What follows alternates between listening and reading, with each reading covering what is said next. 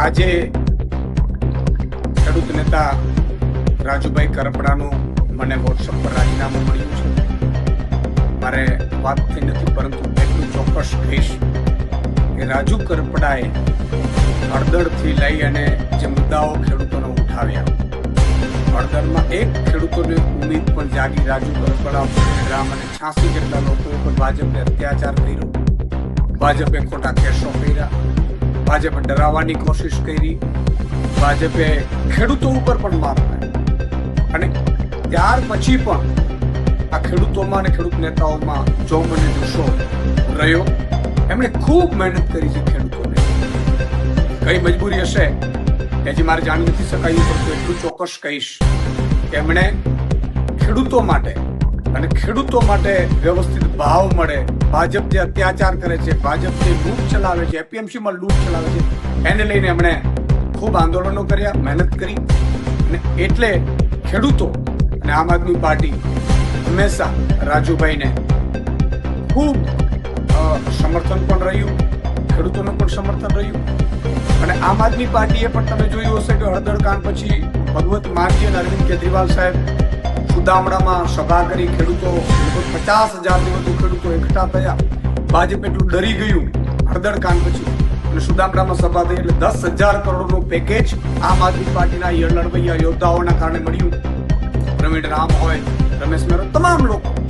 અને એનાથી પણ આગળ જતા આમ આદમી પાર્ટીએ તમામ જિલ્લાઓ મતલબ ઝોનમાં 7 થી 9 ઝોન અમે લગભગ કિસાન મહાપંચાયતો કરી, જેમાં પણ ખેડૂતો ખૂબ ઉપસ્થિત રહ્યા, ખેડૂતો ખૂબ સમર્થન કર્યું. અને આ નેતાઓ અને ખેડૂતોના સમર્થનમાં અમે સાઇન કેમ્પેન ચલાવ્યું અને 13,000 ગામોમાં નાની મોટી મિટિંગો કરી, ખેડૂત પંચાયત કરી, ન્યાય પંચાયત, અને લગભગ 80,000થી વધુ ખેડૂતોના આપણે સાઇન કેમ્પેન લઈ અને સમર્થન મેળવ્યું. અને એ અમારું ડેલિગેશન એ ત્યાં ગયું, મુખ્યમંત્રીશ્રીને માનનીયને મળ્યા. પણ એટલું ચોક્કસ કહેશું કે ખેડૂતોને આમ આદમી પાર્ટીને એના લીડરો ખૂબ ઉમ્મીદ છે.